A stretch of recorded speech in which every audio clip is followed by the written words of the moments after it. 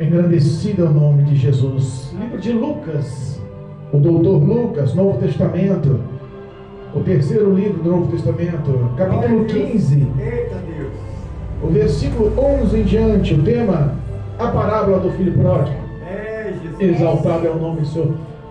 Louvado seja Deus. Amém? Glória a Eu vou Deus. pedir isso para o Noveiro acompanhar a leitura aí com o Marcelo. Marcelo é a nossa joia da casa. Marcelo não pode ficar sem aproveitar a leitura não. Amém? Lucas, capítulo 15, versículo 11 em diante. Glorificado é o nome do Senhor. Para quem não sabe, nós temos um canal no YouTube. E esse canal já passou de 90 vídeos, mais de 4.000 horas de pregação. Glória a E Deus. nós estamos chegando aí a mais de 2.000 visualizações. E Deus é bom. Glória a Tem Deus. honrado. Aleluia. O nome do Senhor está sendo glorificado. Glória a Jesus. Eu convido aos que estão aí ouvindo, participe. Dê um like, compartilhe, se inscreva no canal. Vamos fazer esse canal crescer para a glória de Deus. Amém? Glória O a Deus. evangelho ele tem que ser expandido, irmãos. A tecnologia está ao nosso favor. Use a tecnologia com graça e sabedoria. Deus vai te honrar. E Glória a muitas Deus. pessoas vão ser salvas. É dessa Sabe que forma. na China foi abolido a Bíblia online nos celulares. Se o policiamento pegar num país comunista, você é preso. Para você ver como a internet, o celular e tudo pode ser usado para o bem, para a glória, para a libertação, transformação e salvação da humanidade. Amém? Glória a Deus. Louvado Aleluia. seja Deus. Lucas, capítulo 15, versículo 11, o tema, a parábola do filho pródigo. Diz assim, versículo 11. E disse, um certo homem tinha 2 filhos. E o mais moço deles disse ao pai, pai, dá-me a parte da fazenda que me pertence. E ele repartiu por eles a fazenda. E poucos dias depois, o filho mais novo, ajuntando tudo, partiu para uma terra longínqua e ali desperdiçou a sua fazenda, vivendo dissolutamente.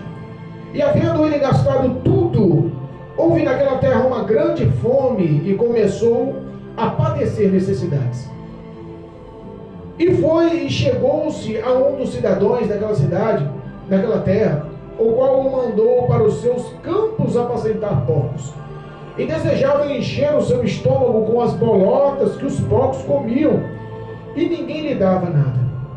E caindo em si disse, quantos trabalhadores de meu pai têm abundância de pão, e eu aqui pereço de fome? Levantar-me-ei, e irei ter com meu pai, e dar-lhe-ei, e dir-lhe-ei, pai, pequei contra o céu e perante ti, já não sou digno de ser chamado teu filho, faze-me como um dos teus trabalhadores. E levantando-se foi para o seu pai. E quando ainda estava longe, viu o seu pai, e se moveu de íntima compaixão, e correndo, lançou-lhe ao pescoço e o beijou. E o pai lhe disse, pai, e o filho lhe disse, pai, pequei contra o céu e perante ti, já não sou digno de ser chamado teu filho. Mas o pai disse aos servos, trazei depressa a melhor roupa, e vestiu-lhe, e pondo-lhe um anel na sua mão e sandálias nos pés, e trazei um bezerro cevado, matai-o, e comamos e alegremos-nos. Porque este meu filho estava morto e reviveu, tinha-se perdido e foi-se achado, e começaram a alegrar-se. E o seu filho mais velho estava no campo. E quando veio e chegou perto de casa, ouviu a música e as danças. E chamando um dos servos, perguntou-lhe que era aquilo. E ele lhe disse, veio teu irmão, e teu pai matou um bezerro cevado, porque o recebeu são e salvo. Mas ele se indignou e não queria entrar. E saindo o pai, estava com ele. Mas, respondendo ele, disse ao pai, eis que te sirvo há tantos anos, sem nunca transgredir os teus mandamentos, e nunca me deste um cabrito para alegrar-me com os meus amigos. Vindo, porém, este teu filho, e desperdiçou a tua fazenda com as meretrizes, mataste-lhe um bezerro cevado? E ele lhe disse, filho, tu sempre estás comigo, e todas as minhas coisas são tuas. Mas era justo alegrarmos-nos e regozijarmos-nos, porque este teu irmão estava morto e reviveu, tinha se perdido e foi-se achado. Glória a Louvado Deus. seja Glória a Deus. Deus. Amém? Deus, Podeis aceitar, se sinta à vontade. Irmãos, Glória a Deus. essa é uma parábola, é uma história, um conto. Aleluia, Jesus. E é um conto expresso, falado por ninguém menos do que o próprio Jesus. Essa narrativa foi falada por próprio Jesus. Ele vinha já numa variação de instruções. Ele antecessormente estava falando nesse mesmo discurso sobre a parábola da ovelha perdida e também da dracma perdida. Nós entendemos que Cristo queria passar algo em especial.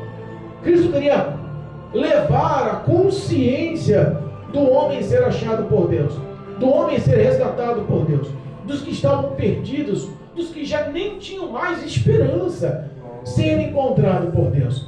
A parábola do filho pródigo é uma parábola extremamente completa para os dias atuais. É uma parábola que foi escrita há tanto tempo, mas é atualíssima para os dias atuais. Porque nós entendemos que algumas fases da vida do homem são relatadas dentro dessa palavra. E nós vamos entender um pouquinho de cada fase, amém? Amém, Jesus. Nós entendemos que Cristo, quando começa a expressar sobre a ovelha perdida, ele começa mostrando que tinha prioridade do pastor em resgatar. De 100 ovelhas, uma se perdeu. Ele deixou no aprisco as 99 e saiu para resgatar a que estava perdida. Glória a Deus. Nas dracmas perdidas, ela tinha 10 dracmas, aquela mulher. E ela perdeu uma dracma. Mas ela decidiu procurar aquela dracma. Ela ligou as luzes, ela varreu a casa, ela mudou os móveis, ela arrastou daqui para ali. E quando conseguiu, repara que nas duas versões, tanto da ovelha perdida como da dracma perdida, eles reuniram os amigos e festejaram com alegria. Glória a Deus. Só que a parábola do filho pródigo é diferente. Jesus. O pai não foi buscar o filho. Repara que tem diferença. Verdade. Quando Jesus ele expressa, eu acho que os pensamentos da sabedoria de Deus, do poderio de Deus, da majestade do Senhor, já estava relatando os dias atuais. É verdade, Jesus. Eu imagino cada pastor no dia atual saindo para buscar a ovelha que se perdeu. Rapaz, o pastor não ia ter culto, não. É um tal de entrar na igreja, fica 2, 3 meses, aceita Jesus, chora, dobra o joelho, se comove, vira as costas e sai. Pastor, mas você está falando isso, o pastor. Não, pastor, mas o papel do pastor é cuidar das ovelhas. O papel do pastor é cuidar das ovelhas. Mas repara que hoje mudou-se o contexto, porque naquela época tinha assim um valor a se levar em consideração. O pastor, ele para cuidar das 99 ovelhas, ele colocou no local seguro e saiu para buscar uma. E o local seguro, se a gente for olhar alguns relatos, eram dentro de cavernas. O aprisco que foi mencionado, lembra quando Davi cuidava das ovelhas de seu pai? O que ele fazia? Ele cuidava, no dia muito intenso de calor, ele punha as ovelhas nas cavernas, e ele ficava à porta da caverna. A caverna tinha sombra fresca, quando o sol amenizava, ou ele levava as ovelhas para a pastagem, ou ele trazia a pastagem às ovelhas. Olha que cuidado. Mas ele tinha um local seguro, e as ovelhas reconheciam a voz. Quando aquela mulher perdeu aquela dracma, a dracma era como o salário de 1 ano de serviço braçal. Era caríssimo. O homem, para pagar o dote para um casamento, ele tinha que ter condições, porque senão ele não casava. E repara que o que ela tinha que fazer era dar satisfação daquela dracma para o noivo, para a família do noivo, porque foi o suor dele. Mas e por que com o filho pródigo ninguém foi procurar? Jesus. Por que o filho pródigo ninguém foi procurar? Porque repara que a ovelha, ela se perdeu por si. A dracma, ela se perdeu por si. Mas o filho pródigo, ele quis se perder. Deus. Aí tem uma diferença. Mas pastor, você não tem a obrigação como pastor de cuidar? Tenho. Eu cuido, eu oriento, eu auxilio, eu oro, eu abençoo, eu faço tudo o que posso, com base dentro dessa palavra. Mas existe uma coisa chamada livre-arbítrio. É verdade. E o livre-arbítrio, o próprio Deus respeita o livre-arbítrio. Não tem como, é o próprio Deus que respeita. E ele não só respeita o livre-arbítrio, ele também alerta, as suas escolhas vão ter consequências. Deus. As suas consequências podem ser boas ou más. dessa forma. O filho pródigo, ele já estava insatisfeito dentro da fazenda do pai. O filho pródigo já estava insatisfeito dentro da casa do pai. Mas ele estava insatisfeito inconscientemente. Ele estava dentro da casa do pai, ele tinha o que comer, ele tinha o que beber. Ele estava dentro da casa do pai, ele tinha o que vestir, ele tinha cama quentinha, ele tinha o cobertor no dia frio, ele tinha toda a infraestrutura de ter uma vida ali e passar o resto dos seus tempos acolhido e abrigado, protegido, amado. Ele tinha ali atenção, ele tinha tudo que um pai tem que oferecer para um filho. Ele tinha valores dentro da casa. Mas parece que a insatisfação era inconsciente. Ele tinha todo um apoio, um recolhimento, mas ele estava insatisfeito. E infelizmente é o que acontece nos dias atuais. O diabo, ele tem todo um projeto de estudo sobre as pessoas. E ele investe certo na pessoa certa. Ele não vai colocar o fraco da pessoa, o investimento do fraco daquela pessoa em outra pessoa. Ele calcula e ele entende. Lembra da história de Adão e Eva no paraíso? Qual foi a história de Adão e Eva no paraíso? Houve a rebelião no céu, eles foram expulsos do céu. E Satanás, ele quis se vingar do próprio Criador, de Deus, através daquela manifestação máxima de amor que foi a feitura do homem pelas mãos de Deus. E ele começou a calcular e entender. Ele, no mínimo, ele estava ali rondando e circuncindando ali todo mundo, a ponto de entender a personalidade de Adão, a personalidade de Eva. Mas a Bíblia fala que ele conseguiu a legalidade através da vaidade de Eva. Deus. O homem, ele é muito mais racional. É ou não é mais racional? A mulher tudo chora, tudo se deixa levar, o sentimento aflora. Está gestante, então o homem sofre mais do que a mulher. Gente, é difícil. A minha esposa gestante quase acabou comigo. Sentiu ânsia do meu cheiro. Você acredita nisso? 9 meses sem chegar perto da mulher. Então, as mulheres, elas têm um lado sentimental muito mais aflorado. É ou não é, Dalvinha? É muito mais sentimental. O homem não. É pé no chão, é racional. O inimigo tentou encontrar alguma legalidade em Adão, mas não encontrou. Opa, aquele homem tem personalidade. Ele não vai se deixar dobrar. Nada daquilo vai encher os olhos dele. Nos dias atuais é igual. O diabo, ele oferece todos os valores e prazeres. Eu costumo dizer que Satanás, ele não consegue deixar, ou mostrar, ou apresentar o inferno de uma forma bonita, atraente, gostosa, prazerosa. Não consegue. Mas ele quer mostrar que o caminho é bom, o caminho vale a pena, o caminho é rápido, o caminho é prazeroso. E tem oferecido muitos manjares e muitos pratos, muitos prazeres. Tem ou não tem? Quantas pessoas se perderam? É verdade. Ela se perdeu. Olha, você pode... O primeiro assunto da serpente com Eva. É verdade que você está proibida de comer tudo? Ela sabia que não. Ela disse, não, Deus permitiu, posso comer de tudo. Menos da árvore do conhecimento do bem e do mal. Senão eu vou morrer. Você vai morrer nada. Ele não quer que você tenha o conhecimento do que é certo e do que é errado. Senão você vai ser que nem ele. Repara que a astúcia de manipular as situações são iguais até hoje. Quantos crentes dizem estar na presença do Senhor, quantos crentes se mostram com uma aparência de cristão, mas o íntimo do coração dele está ainda como um jovem Eutico, ouvindo as pregações de Paulo lá no templo. Lembra do templo? Lembra do prédio? Lembra do terceiro andar? Lembra do sermão demorado de Paulo? Foi chamado para pregar no domingo e passou a noite pregando. E Eutico estava lá onde? Um jovem, um menino novo, cheio de vida, cheio de expectativa, cheio de interesses, cheio de vaidade. Ele estava em cima de um umbral, numa janela lá de cima. Eu imagino ele olhando o que o diabo estava oferecendo no mundo, e ele olhando a pregação lá embaixo, olhando os prazeres do mundo e olhando as pregações lá de baixo. Esse jovem, filho desse fazendeiro, que o amava tanto, ele estava insatisfeito, inconscientemente. Porque se ele fosse botar os valores em pauta, ele teria toda uma infraestrutura. Pô, nada, vou sair daqui por quê? Rapaz, eu como, bebo, sou amado, tenho atenção, o que eu quiser meu pai me apoia. Eu sou respeitado, tenho amigos, eu tenho todo o meu prazer e o meu luxo aqui dentro da casa do meu pai. Por que eu vou me aventurar lá fora? Deus. Mas existe uma frase que eu sempre gosto de enfatizar. 1 Coríntios, capítulo 15, versículo 33. 1 Coríntios, capítulo 15, versículo 33. Não vos deixe enganar. As más conversações corrompem os bons. Costumes. Eu imagino que esse jovem, ele não só estava de olho, ele estava também mal influenciado. É verdade. Amigos que se dizem amigos, pessoas que se dizem parceiras. Hoje é o ato de ser parceiro, meu truta, meu brother, vem cá, você é meu irmão. É Deus. E quando você tem condições para oferecer de alguma forma algo para o próximo, você sempre vai ser bem querido. É verdade. E os valores se invertem. As pessoas às vezes batem no peito e falam assim: não, eu de jeito nenhum, sou crente. Não, eu prego. Não, eu canto no louvor. Faço parte do grupo. Eu ensaio nos cultos. Quando me dá uma oportunidade, eu não nego. Eu tenho vida de oração.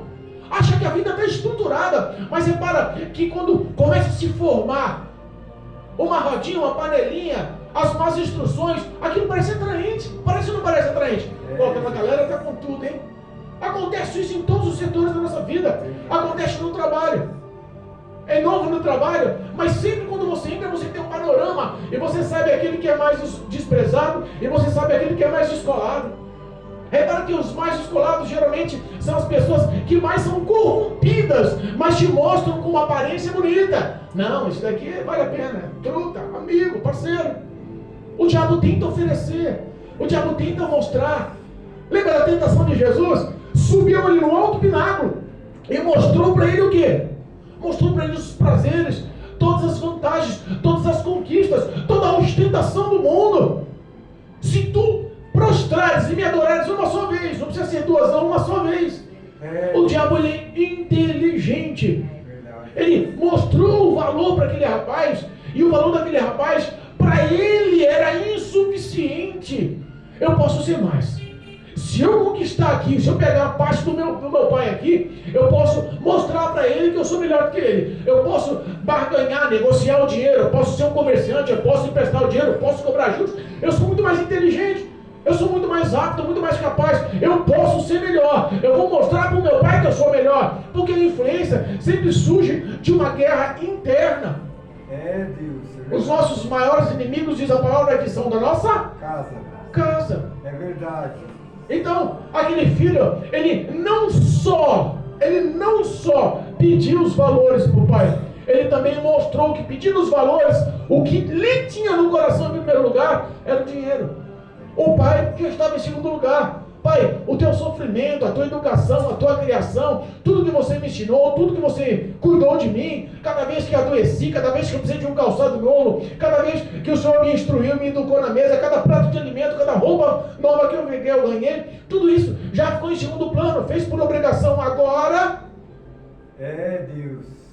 sabe que eu vi um vídeo, e eu gosto de ver esses videozinhos, no islamismo, ou muçulmano, lá na terra deles, eles têm um pequeno detalhe: mal tem ladrão. Sabia que não tem ladrão? Os muçulmanos, eles têm uma lógica muito, aos olhos humanos, justa. Se houver um ladrão, o ladrão é preso. Ele não é condenado, ele não é preso, ele não vai ser julgado. Sabe qual é a pena? Roubou, corta-lhe a mão.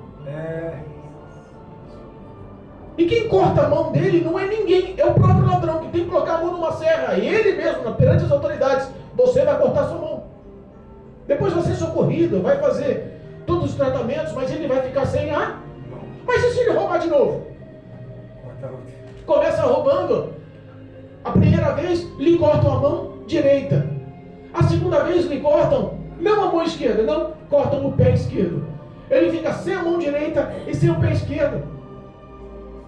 Aos olhos humanos, podemos imaginar o seguinte: é justo, porque a pena é tão severa, que as pessoas vão ter o pé atrás e não vai surgir mais, não vai haver mais roubo. O diabo, ele tenta mostrar que a influência do que é racional, sem o que é a parte de amor, é muito mais certo, é muito mais correto. A visão daquele filho era que todo o emocional e toda a dedicação, toda a influência que o pai tinha para ele, já perdeu-se os valores. Se a gente fosse analisar o erro do filho, a ação do filho, ele simplesmente abriu mão dos valores de pai. Ele negou, ele agorou o pai. Porque uma herança só é dada depois da morte. O que ele preveniu? O que ele quis? É o que acontece hoje. Jesus Cristo, o nosso Senhor, o nosso Salvador, aquele que se doou e se dedicou tanto por nós. Às vezes, nós colocamos todos esses valores de morte, de cruz, de coroa de espinho, de prego nas mãos, de prego nos pés, de soco na cara, de tapa na cara, de cusparada na cara, de chicote nas costas, dilacerando, esvaziando sangue, perdendo tudo. Ele se esvaziou, ele se dedicou ao máximo. Ele poderia ter falado: para, chega, sou Deus, vou mandar uma legião de anjos aqui, vou matar todo mundo. Ele tinha essa autoridade, mas ele decidiu suportar, porque ele ama o pecador. E às vezes nós, como os cristãos, estamos trocando todo o amor e dedicação, todo o investimento de Deus em nossas vidas pela ostentação ou pelo prato que o diabo está oferecendo lá fora. Aquele filho era feliz e inconscientemente não sabia. E quando ele pegou, porque o pai não teve nenhuma dúvida em satisfazer o desejo do filho, o pai poderia bater o pé e disse: não, quer sair, você sai. Repara que quando você recebe um dom de Deus, Deus não se arrepende. Você pode até sair dos caminhos do Senhor e pode até usar aqueles dons para as coisas malignas, mas você não perde o dom. Por quê? O pai, quando dá, ele não se arrepende.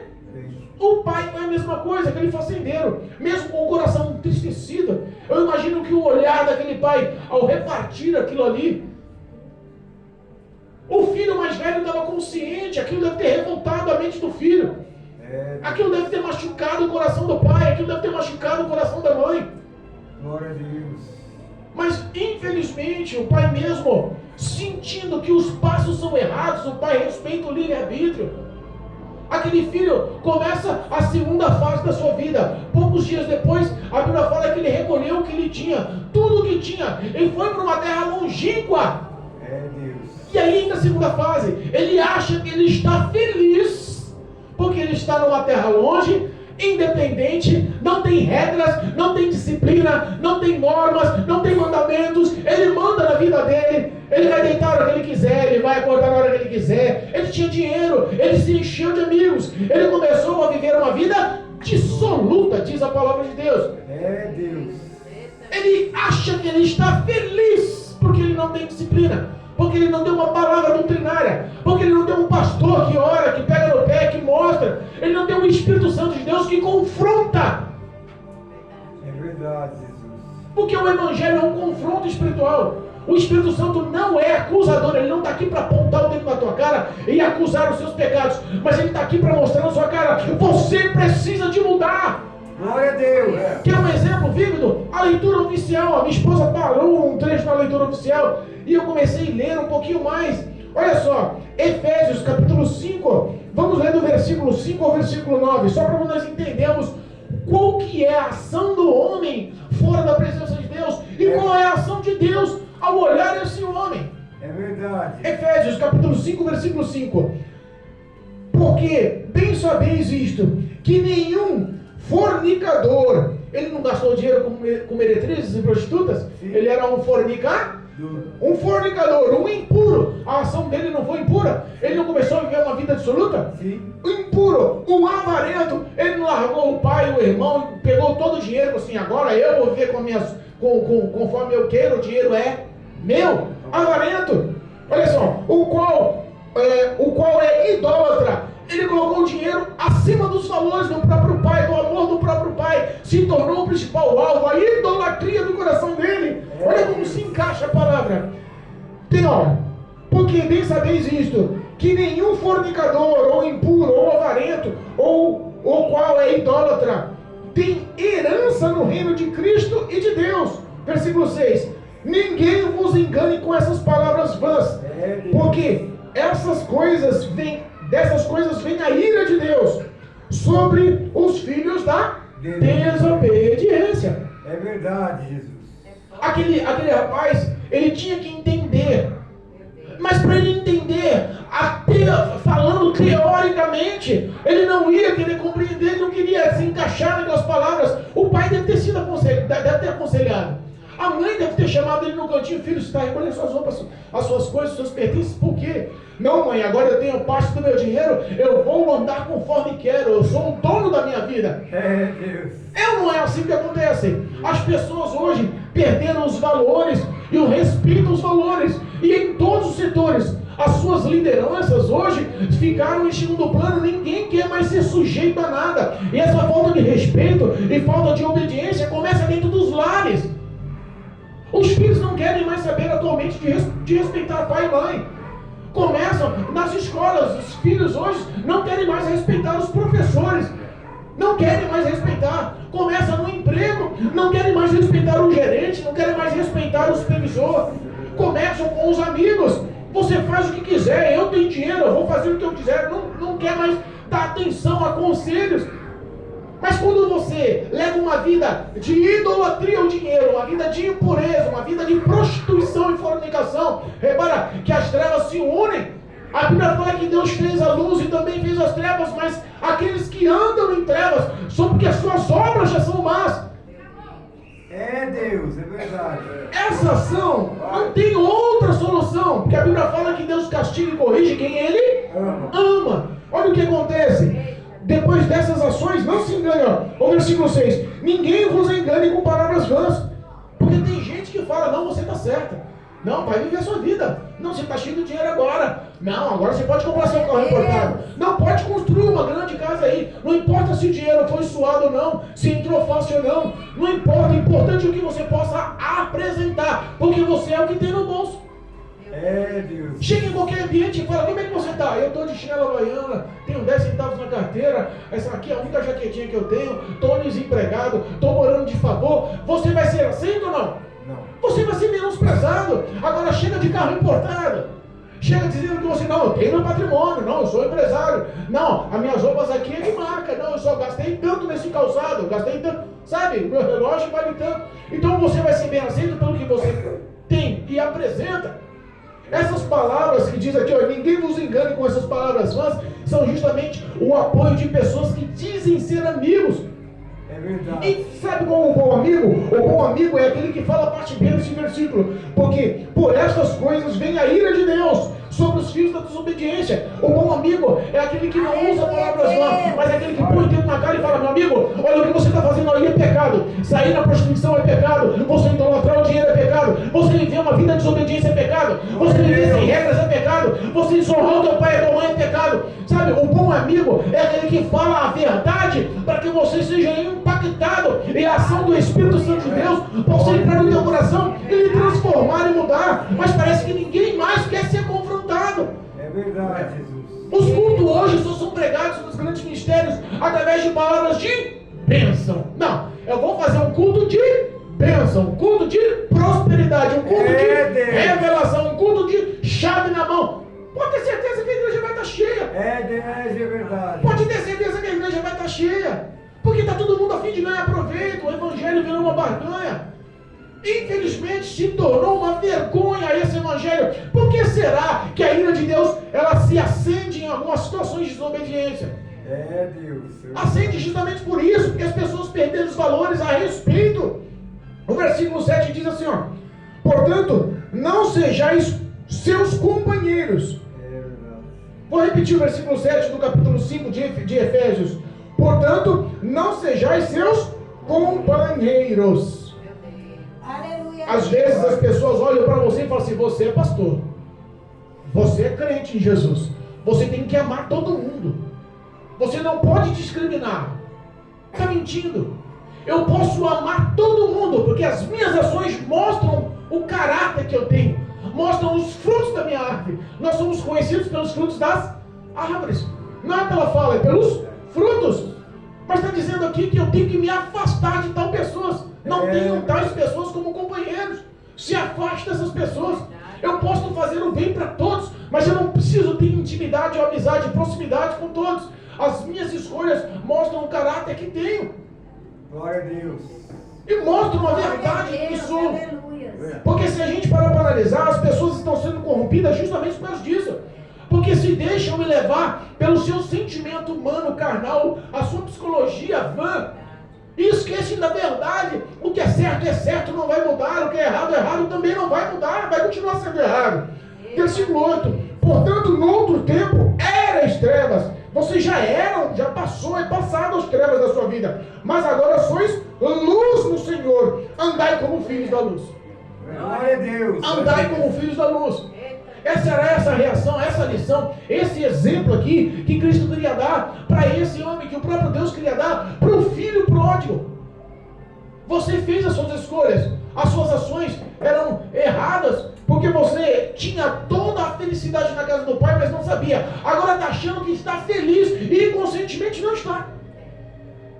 A sua felicidade é passageira, é pouca, o apoio dos seus amigos vai ser pequeno. Na hora da dificuldade, o que acontece? Na hora que a ira de Deus acende, o que acontece? Tudo começa a dar errado. E aí é quando Deus começa a agir na vida do homem. Dalvinha? Você já viu algum crente que não tem uma história de passar da moinha, um homem convertido, um homem transformado, uma mulher convertida, uma mulher transformada? Como era o passado no mundo? Como era a história dele no mundo? Eu posso falar por mim, tinha uma vida totalmente destruída, mas para o Senhor modelar e transformar a minha vida, eu passei por apuros. A história da vida daquele homem era a mesma. Deus tinha que trabalhar, porque Deus não tem prazer que o homem se perca. O prazer de Deus é que o homem chegue ao conhecimento da libertação e da verdade e se entregue por amor a Cristo, se entregue por amor a essa mensagem e reconheça a necessidade de Deus na sua vida. O filho pródigo, ele não ia entender isso se ele continuasse vivendo uma vida de prostituição, uma vida de idolatria, uma vida de ostentação, uma vida de amigos mal influentes. Ele não ia entender. Ele achava que estava feliz. Quantas pessoas vivem aí achando que estão felizes? No fluxo do funk, com um cigarro de maconha na mão, com um copo de cachaça na outra mão, rodando no meio dos bailes, achando que está porque está andando com um carro importado, achando que tem dinheiro na hora, achando que tem uma boa condições financeiras. O dinheiro não traz felicidade. E te digo mais, toda a ostentação que você expressa, um dia no juízo final vai corroborar contra o juízo, contra a verdade da sua vida. É verdade, Jesus. As pessoas não entendem isso. Jesus, o próprio Deus ali, tinha que dar um ensinamento. A história desse filho pródigo é uma história extremamente fácil de entender, porque é a verdade do que acontece nos dias atuais. É verdade, Jesus. É a verdade. E aí sabe o que acontece? A Bíblia fala, ó, no versículo lá em Lucas, Glória a Deus. Aleluia. a Bíblia fala aqui, ó, que ele começou a gastar, no versículo 14, ele começou a gastar tudo que tinha. Ele começou a viver a vida como queria. Ele começou a vestir o que queria, ele começou a comer o que queria, ele começou a frequentar os locais que ele queria. Ele não tinha mais quem regrasse, não tinha mais quem falasse. É verdade. Meu, aquele povo ali é bacana, cara. Aquele povo ali é ladrão, aquele povo ali é usuário de droga, aquele povo ali, sabe, tem uma vida de prostituição. Não anda no meio deles não, mas o teu papel é influenciar como cristão. O teu papel não é ser influenciado pelo mundo, o teu papel é ser luz em meio às trevas. Glória a Deus. A tua vida, ela tem que, o teu testemunho de vida, a tua história, o teu caráter de vida tem que glorificar o nome de Jesus. Você não pode entristecer o Espírito Santo com as suas ações. E quando ele tinha dinheiro, ele estava bem. Quando ele tinha dinheiro, ele tinha os pés firmes na tua própria convicção. Mas eu conheço um Deus todo-poderoso, que ele não perde batalha, e o seu foco dele é a tua salvação, porque ele tem obra, tem motivo para investir na sua vida, ele tem um projeto na sua vida, através de você, toda a sua família vai ser liberta, transformada, salva, através de você, Deus vai alcançar milhões de pessoas, através de você, Deus vai aconselhar e orar e abençoar através de você, ele vai mudar a vida de muitos, ele vai investir em você, e o papel de Deus é justamente isso. Glória a Deus. O papel de Deus é apertar aqui, apertar ali, para tentar te abençoar, te apoiar, te aconselhar, fazer de tudo para ganhar a sua vida, para que você não se perca. Eu vi o Rodrigo Silva, um grande pastor, falando, ele falou uma verdade que é uma coisa extremamente coerente. Ele falou assim, Deus, ele tem um interesse tão grande de salvar a humanidade, como de uma mãe que tem interesse de salvar o seu filho pequeno dentro de uma casa pegando fogo. Eita Deus. Olha só, olha o comparativo. E tem pessoas que não estão valorizando mais isso. A Bíblia fala que Deus, para alcançar essas pessoas, Ele começa a mexer com toda a estrutura. Já foi falado pela pastora Creuza aqui, e são boas palavras. Deus, quando decide abençoar, ninguém pode impedir. É Deus, é verdade. Mas o que representa as bênçãos do Senhor? Às vezes representa te botar no buraco, botar no caos. Lembra Jeremias? Como um profeta anunciando a verdade, fazendo o querer de Deus, foi lançado pela vontade de Deus no poço. É verdade. Pela vontade de Deus, aquele homem estava lá na época do frio, passando fome, atolado na lama, ia morrer desnutrido, desidratado, de fome, de sede, esquecido. E é a vontade de Deus. Sabe por quê? Porque o homem tem que alcançar um estágio na vida dele, como Paulo alcançou. Nada pode me separar do amor de Deus. Nada, coisa alguma, altura, profundidade, criatura alguma, fome, necessidade, perseguição, espada, nada pode me separar do amor de Deus. Esse filho pródigo estava recebendo essa lição, ele ia entender essa lição, porque a palavra fala que uma grande fome suscitou naquela cidade. Aquela terra, aquela região, começou a passar de grande necessidade, não tinha o que comer. Eu imagino que o desemprego foi um caos. Eu imagino que o governo foi um governo ladrão. Conhece o governo ladrão por aí? É o que acontece em muitos países.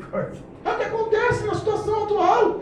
Essa palavra é atualíssima. É verdade. No Brasil, 23% das pessoas do Brasil é a 7ª maior população do planeta. É o 5º maior país territorialmente do mundo. É a 9ª economia mais forte do mundo. E 23% das pessoas passam fome. 44% da população não tem água encanada, não tem esgoto na porta, não tem energia elétrica. Pessoas estão vasculhando os lixos. Sabe por quê? Porque muitas das vezes Deus tem que apertar. É só a dor que atrai o homem para Deus. É verdade. E quando ele tinha dinheiro, estava na bonança, ele não olhava para Deus. Mas repara que no hospital, todo mundo fala de Deus. Numa UTI, não tem quem não fale de Deus. É verdade. No cemitério só sai palavras sábias. Vai com Deus, Deus te abençoe. O cara levou uma vida desgarrada em todo o tempo da vida dele. Se não tiver um encontro com Cristo, a verdade é essa, meu filho. Houve esperança enquanto estava vivo. Agora vai ter que dar satisfação para o Todo-Poderoso. E tem o risco de estar levado para a eternidade, afastado de Deus, nas mãos de demônios, no lago de fogo e enxofre. Este não é o prazer de Deus, mas é a verdade que tem que ser pregada. É a verdade que tem que ser anunciada. E eu conheço muitas pessoas que estão aqui, ou não estão aqui presentes, mas estão aqui ao redor, nos seus lares, ouvindo essa palavra. Pessoas que no passado cantaram na igreja, pessoas que no passado tiveram encontro com o Espírito Santo, falavam línguas estranhas, pregavam o evangelho da verdade, cantavam e oravam, tinham intimidade com Deus, mas abandonaram no meio do caminho. Alguma oferta da carne, alguma ostentação da carne, algum pensamento humano que afastou o homem como afastou o Eutico, que teve que morrer, e a graça do Senhor o alcançou para ser ressuscitado por Paulo. Glória a Deus. Não permita que a morte chegue, insiste em dizer, enquanto a vida há esperança. Cristo começou a apertar, Deus começou a apertar. Irmãos, essa narrativa não era feita por Paulo, que era duro de coração. Essa narrativa não era feita por João, que era bipolar. Essa narrativa não era feita por Judas, que era um avarento. Essa narrativa era feita pelo meu Senhor, o teu Senhor, o meu Salvador, o teu Salvador. Ele sabe o que é melhor para a tua vida. Vive uma vida de integridade cristã, uma vida com caráter reto, aprovado por Deus. Seja luz em meio às trevas. Andai como filho da luz, imitadores de Deus. A necessidade bateu, o zumbido sumiu. O dinheiro acabou o apoio. Eu imagino quando o desemprego, quando a fome bateu, o quanto esse homem não correu para baixo para cima procurando emprego.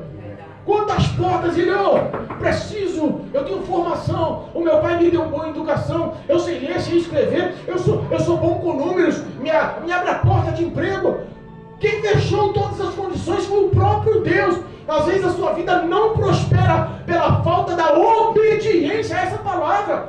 Porque se nós obedecemos essas palavras, se guardarmos essas palavras no coração, se praticarmos a verdade dessa palavra, a Bíblia me afirma que você não precisa correr atrás das bênçãos, ela vai correr atrás de você. Quantos testemunhos tem? Como foi falado verdade. Não tinha condições, mas tinha um advogado fiel. Não tinha quem falasse por ela, mas o Espírito Santo de Deus dirigiu os passos e colocou pessoas certas. As bênçãos correm atrás do fiel. Glória a Deus. Aquele menino, aquele rapaz, aquele adolescente, aquele filho do fazendeiro tinha que aprender uma lição. E a única porta de emprego que Deus permitiu que abrisse foi justamente a que mais denegria o caráter do judeu, que é tratar de porcos. Jesus. Era o que mais humilhava o caráter dos judeus. Os judeus nem comem porco, porque para eles é animal imundo. É verdade. Colocou ele no fundo do poço. E enquanto ele estava correndo para alimentar os porcos, ele estava cuidando dos porcos. Eu imagino que a Bíblia não fala o tempo que ele ficou nessa situação. Mas a situação é grave, irmãos. A necessidade do homem é grave. O homem, ele tem que reconhecer é pela dor. Infelizmente é pela dor. De cada 100 pessoas que a gente conhece, mal e uma vai vir pelo amor, 99 vai vir pela dor. É verdade. A humanidade tem um coração duro, calcificado, virou uma pedra. E aí nós profetizamos, como diz lá em Ezequiel, eu vou tirar aí, esse coração de pedra e vou te dar do meu Espírito Santo. Eu vou te dar um coração de carne, sensível. É só a dor que transforma a vida do homem. Verdade, Jesus. Glória a Deus. Ele sentiu desejo de comer a comida dos porcos. Sangue de Cristo tem poder. Tem noção do que é a lavagem oferecida a porcos? Tem noção do baixo nível, não só de humilhação moral, mas de humilhação física, a ponto dele parar para pensar, ninguém me dá nada, a barriga está roncando, quem tem fome tem pressa. É verdade. Quem tem fome tem pressa. E aí entra o terceiro estágio, a consciência. O primeiro estágio, ele era feliz e não sabia. Inconscientemente ele achava que não era feliz. O segundo estágio, ele achava que era feliz porque tinha dinheiro e ostentação, mas inconscientemente ele era infeliz. O terceiro estágio chega, o encontro, o reconhecimento, o arrependimento, a transformação, a graça de Deus, o toque do Espírito Santo. Glória a Deus. Deus quer mudar a tua vida, mas ele não precisa de você chegar no fundo do poço, não precisa chegar às dores. Não precisa chegar ao hospital, não precisa chegar à enfermidade, não precisa chegar ao desemprego, não precisa chegar à separação, não precisa chegar à destruição dos filhos, não precisa destruir o teu futuro. O que Cristo quer fazer para ti hoje é por amor. Glória a Deus. Ele tem o poder de entrar na tua vida. Abre o coração. Glória. Eu estou à porta e bato. O Espírito Santo agindo na tua vida hoje. Eu não sei o que se passa dentro do teu coração, aí no teu lar, no teu emprego, onde você esteja ouvindo essa mensagem, mas o Espírito Santo de Deus te dá uma nova oportunidade. A presença de Deus na sua vida continua sendo notória, porque os planos de Deus não mudaram. Continua no centro do amor do Pai. Aleluia, Deus. Aquele filho caiu em si, por que sabe uma coisa? Vou voltar para casa do meu pai.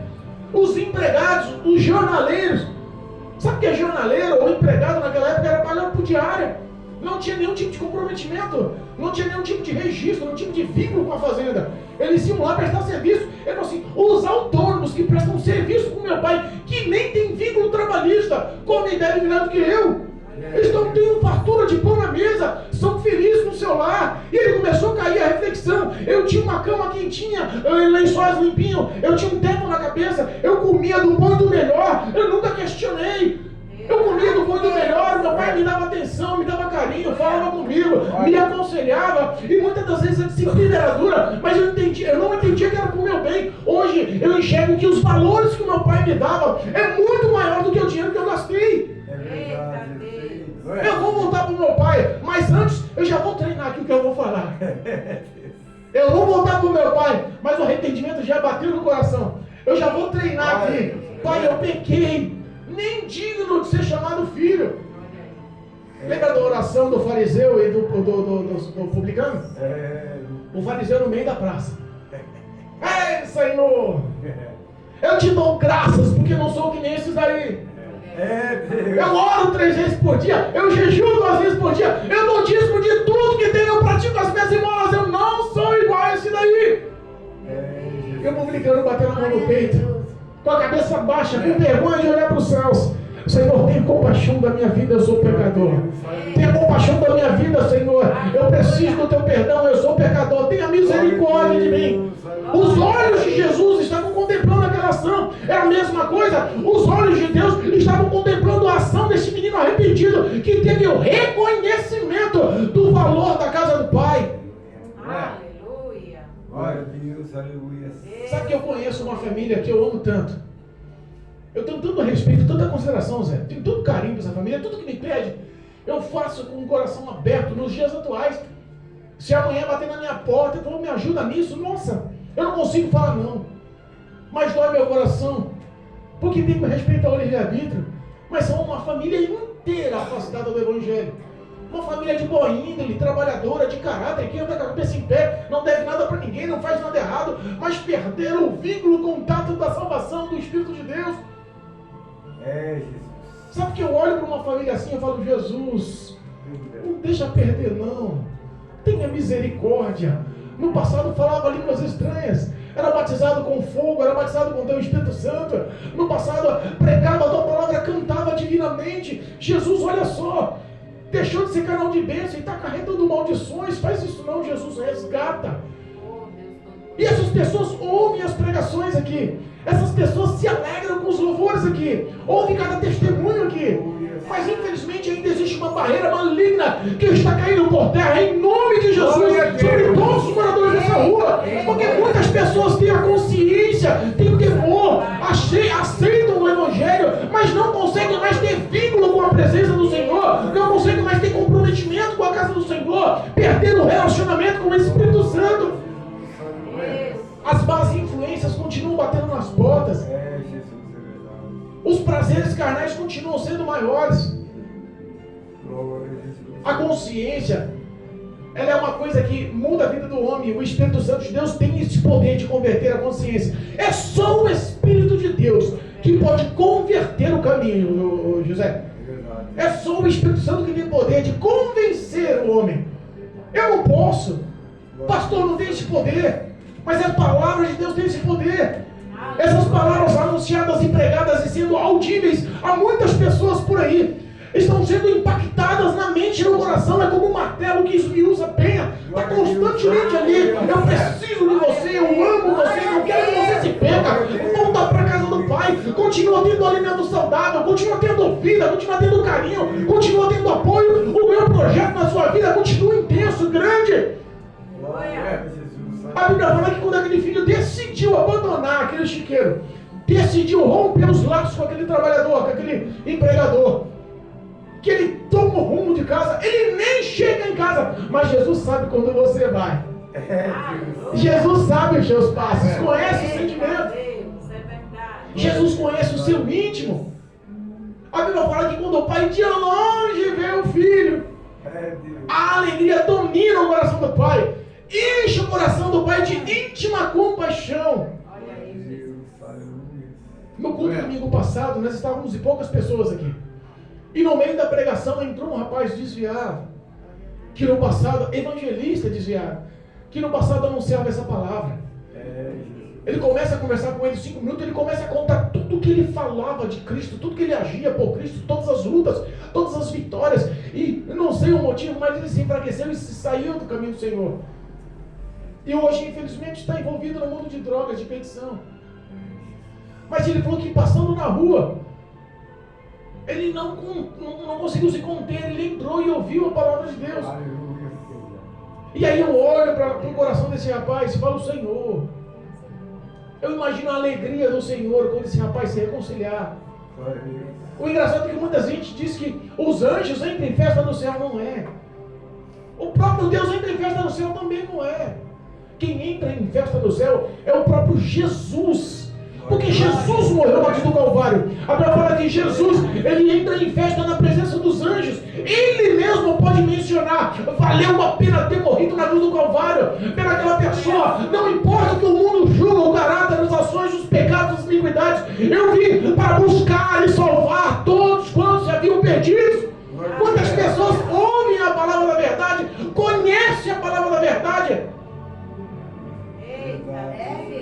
Existe um encontro a ser realizado nesse mistério ainda por muitas pessoas.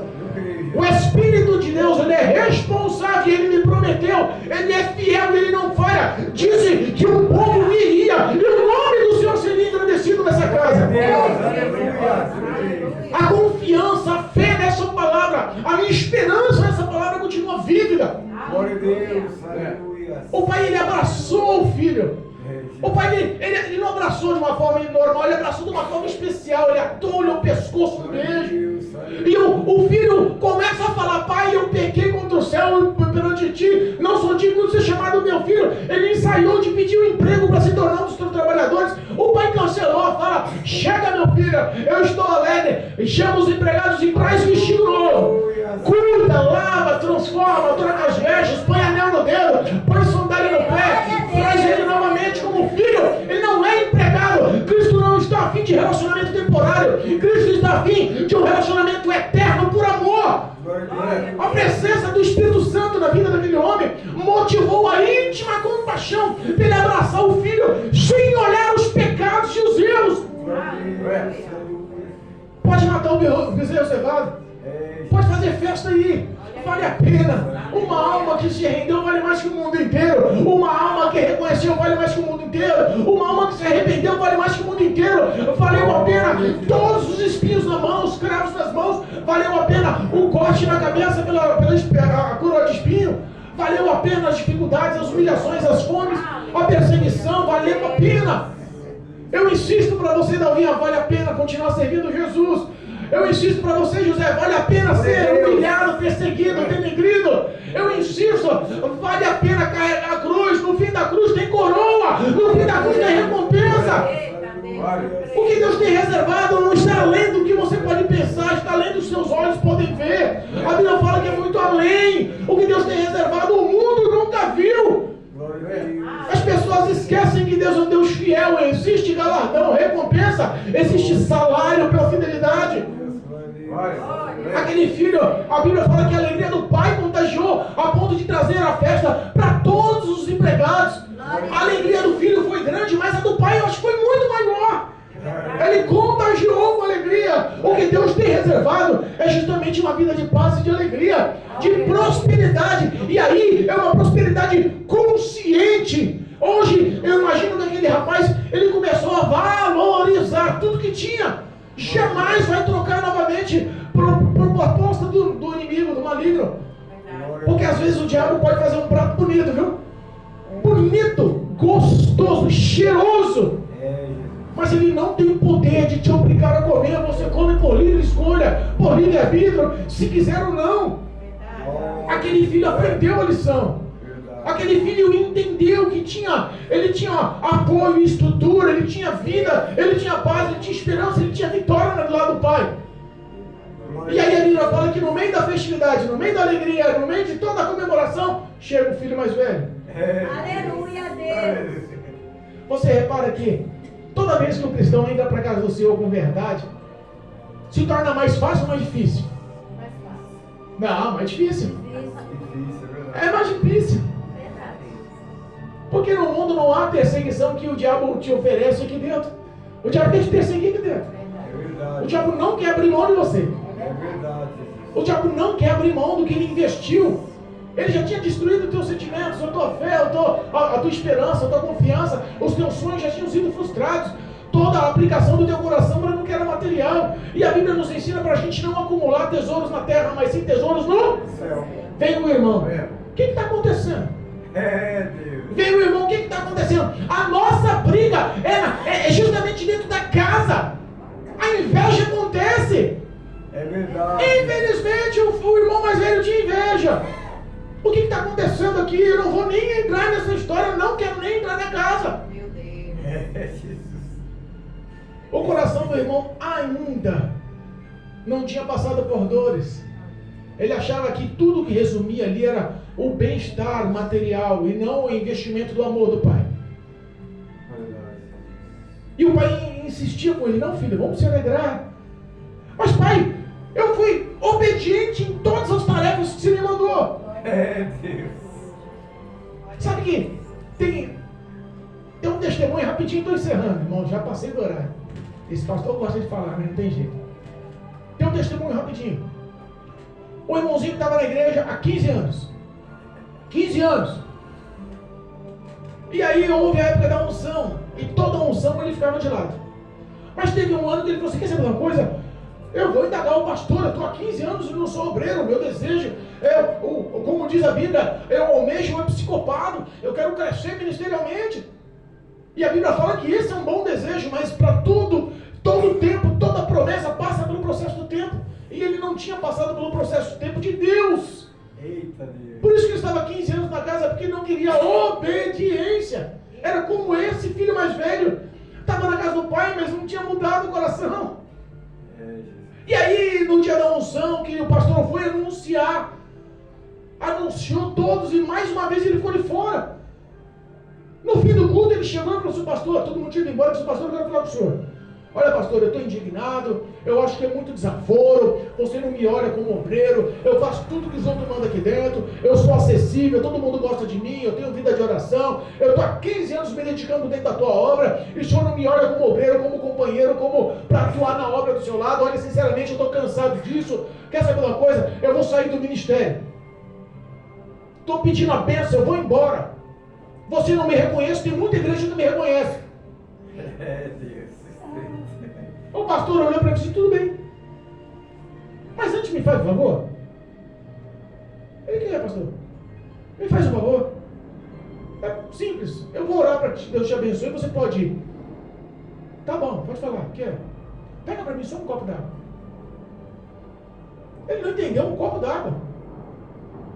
Aí tudo bem, foi lá no bebedouro, trouxe um copinho d'água no meio da igreja, a igreja vazia. O pastor pegou um copo d'água, olhou para a cara dele e plá!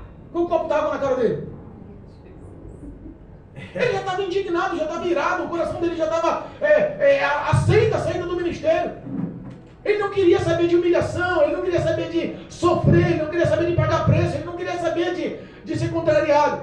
Quando a água bateu na cara dele, ele pulou para trás: você está maluco? Vou enfiar a mão na tua cara, você perdeu os estribeiros. O pastor falou: você está vendo? Há 15 anos dentro da casa do Senhor e nunca se converteu. Eita Deus. Há 15 anos na casa do Senhor e não sabe o que é humilhação. Há 15 anos na casa do Senhor e não sabe o que é renúncia. Há 15 anos dentro da casa do Senhor e não sabe o que é ser crente. Há 15 anos na casa do Senhor me cobrando uma coisa que você não tem a legalidade. Você não merece. Glória a Deus. Ele limpou o rosto. O Espírito Santo tocou no coração dele e converteu ele com um confronto. Irmãos, o Espírito Santo quer confrontar você, para você voltar aonde você pecou, aonde você errou, aonde você falhou e consertar os seus caminhos. Eu não sei o que te enfraqueceu no meio da jornada, eu não sei o que fez você ir para o mundo, pensar que os desejos e os prazeres do mundo eram maiores e melhores do que a casa do Pai. Eu não sei o que o diabo te ofereceu, mas hoje o Espírito Santo está te confrontando para que você volte para a casa do Pai, convertido e não convencido, porque tem muito crente hoje vivendo como um sepulcro caiado, se mostrando belo por fora, mas por dentro está apodrecido, sem valor nenhum. E os frutos são maus, escondidos em meio de trevas. Mas Cristo, através do Espírito Santo, quer entrar no teu coração e limpar toda essa rapina maligna que está no teu coração e colocar frutos dignos de salvação, boas obras dignas de salvação. O pai mostrou para ele com essas palavras para o filho mais velho: filho, olha, entenda, o teu irmão estava morto. E tudo que eu tenho é teu, não preciso te dar um cabrito para festejar com os amigos. Você quer festejar? Vamos fazer uma festa maior.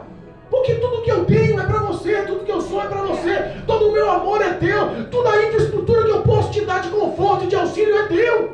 Glória a Deus, aleluia. Mas o teu filho, o teu irmão não.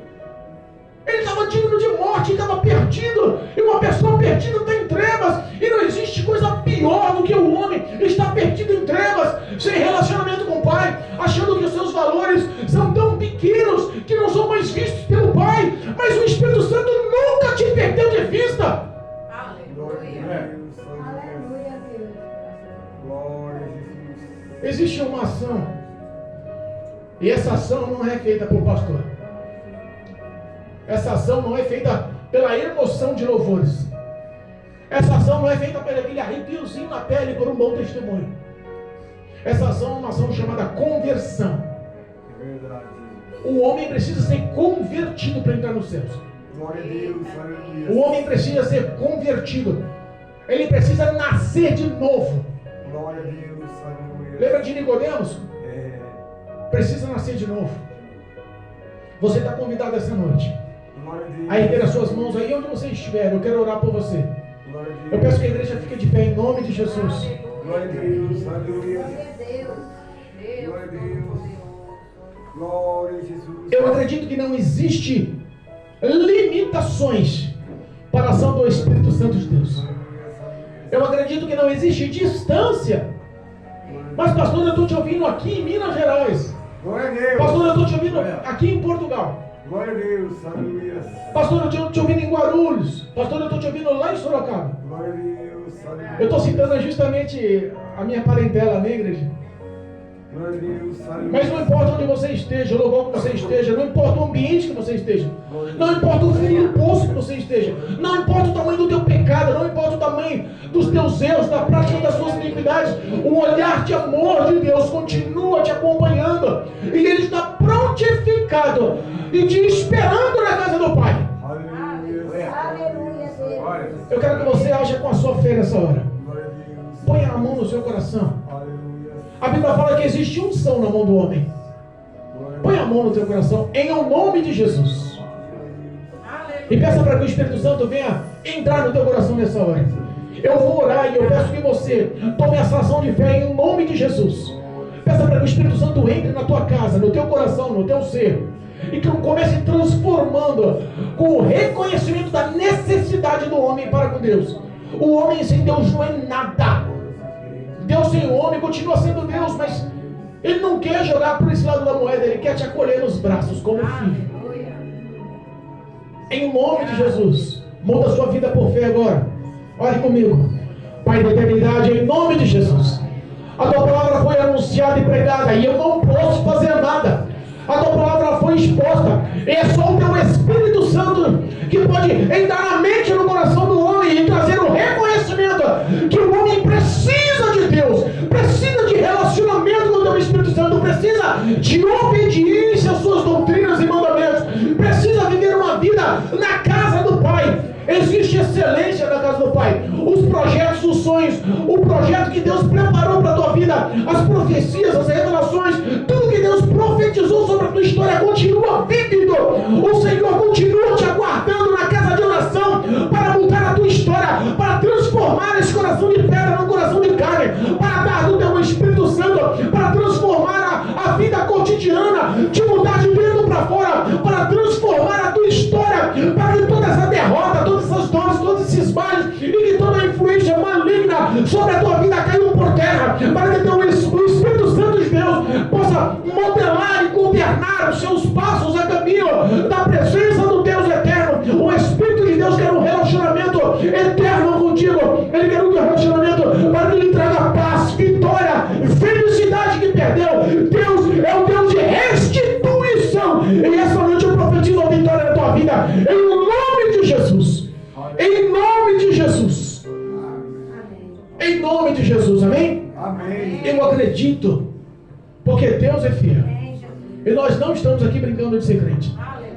Deus sabe a luta, a prova, o sofrimento, as dores, a humilhação, a necessidade. Deus conhece o que pagamos. Mas a graça de Deus continua nos alcançando e quer alcançar a sua vida também. Vinde como estás, mas não permaneceis como estás. Tem que haver uma transformação, uma conversão, uma renúncia. Cristo quer modelar para que você seja uma pessoa melhor. Eu profetizo em tua vida a vitória em nome de Jesus. Amém, igreja? Amém. Louvado seja Deus. Glorificado seja teu nome. Glória a Deus. Lembrando